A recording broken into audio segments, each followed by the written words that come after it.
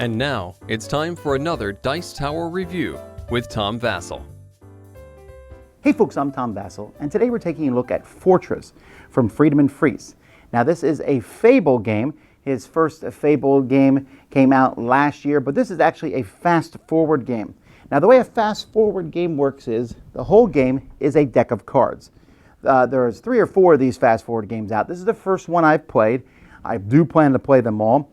But this is a game that evolves. You're going to play with a certain number of cards each game, and more cards will be added. Some may be subtracted. The cards are in a very specific order. You will learn the game as you go through these cards.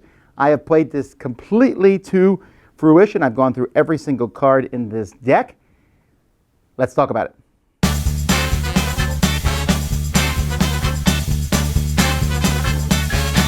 Now, because this is a fast-forward game, what I'm going to show you here is going to be slight spoilers. I'm not going to show you past the first game, all right? But I'm just going to show you how this game plays. So this would take like 5 minutes of your life away. So if you're really worried about it, skip to my final thoughts.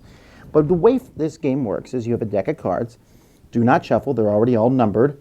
So you take the top deck here, and it says find 2 to 4 players. And then you read the back of the card here, which says draw the topmost. When it's your turn, draw the topmost card and put it in your hand. If it tells you to put it in the middle of the table, you get to go again. First card says put a fortress in the middle of the table. If you own that fortress at the end of the game, you win. The next person draws, they get a 1. The next person draws, they get a 2 worm thing. The next person draws, they get a 1. The next person draws, they get a 2 thing. Then this says immediately read the text on here, and it explains a bunch of rules. So from now on, instead of drawing a card, you can draw a card in your turn, or you can conquer a fortress. So to conquer a fortress, you take a defender and from your hand. If you have multiple of the same color, you can put them underneath a thing. So maybe I just want to put a single 1 here in my turn. I put it face down and put it in front of me. If someone wants to conquer that from me, they will pass me a card. So maybe someone says, I bet he put a 1 under there. So they'll give me a 2, and I will look at it, and I'll tell you who wins the round. If they win, then if I attack this and I win, I'll put my guy underneath as a defender, and then one of the defenders comes to me and the player puts the rest back in their hand. Now, if I have 2 1s, is that a 2? Well, not really. Because the way this game works, there's this little chart here. So you take the total number, so 1 plus 1 is 2, and then multiply it by the number of cards, which would be 4. So 1 1 is a 1, 2 1s is a 4, 3 1s is a 9, while 3 2s is an 18.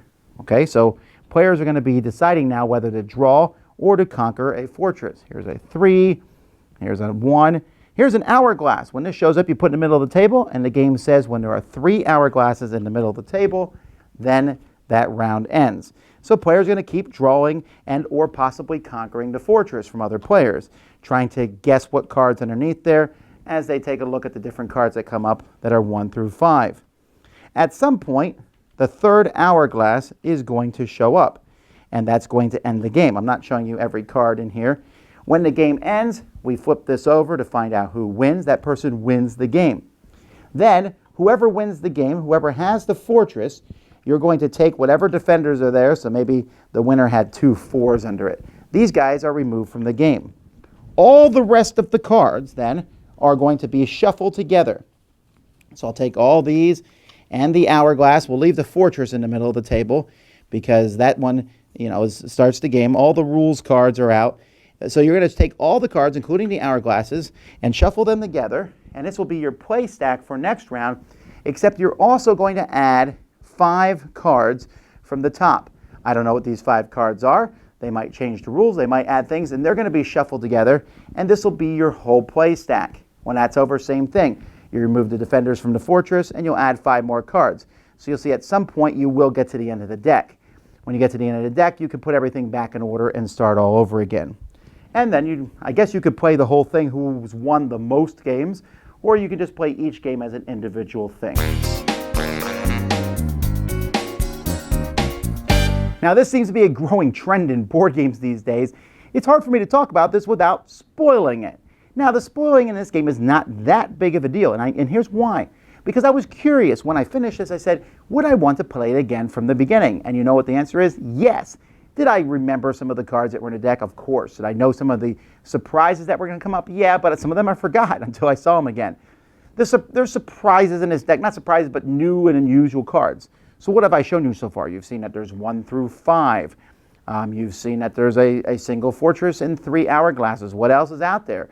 Are there different numbers? Are there negative numbers? Are there are there letters? I'm just making stuff up because you don't know. But when it comes up, you're like, oh, that's interesting. Sometimes a new rule will appear. Sometimes things will happen. And sometimes you just get nailed because you didn't know a card existed. But as soon as you see it, you're like, oh, okay, now that I know that card's there. And because the game is removing some cards you might, this card is amazing. Let's say there was a card in here that's 1,000. There's not. I'm like, I'm going to defend this. I win the game. But that 1,000 is now removed, and we add 5 more cards. So it keeps things flowing. The game itself is really simple, right? You're drawing a card, or you're going to try to steal the fortress from someone else. When's the right time to do that? And I say simple, it evolves slightly as it goes through. I can't tell you how or what, but it works together. I like the artwork on the cards. I like the silliness of it. I like how light it is. I think heavier gamers are not going to be a fan of this. If you were not a fan of Fabled Fruit, the first Fable game from last year, then this is probably not one that's going to change your mind. But I really liked it. I love the concept of going through this deck. And I also like that it's not, I was like, oh, is this a one and done thing? No, it's not. I remember the first time I played this, I played it, and I said, well, that's interesting. Let's go to the second game. I played it, and I said, let's go to a third game. And we kept going, and I played, and I didn't stop playing till we had gone through the whole thing because it was that intriguing to me. But then being able to go through it again, I like that too. So I don't know about the other Fable games. I'm sure I'll rank them all as they come out. But so far, the first one I played, Fortress, a really excellent little game. It feels different and unusual. It takes the Fable system to a better point than I think Fabled Fruit did, mostly because the games here are quicker and faster and easier to throw things in. But the whole system itself, I'm coming around on it, right? I still think I was like, this is just a weird system to Fable. But I'm seeing potential now. In the Fast Forward series, very excited about it. Dice Tower Judgment, approved! Thanks so much for watching the Dice Tower videos. Find more great videos and reviews, as well as our top-rated audio podcast at Dicetower.com.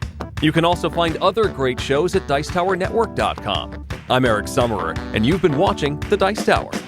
The Dice Tower is sponsored by Cool Stuff Inc., where you can find great games for great prices. Cool stuff in stock. Check them out at CoolStuffInc.com. Shut the door.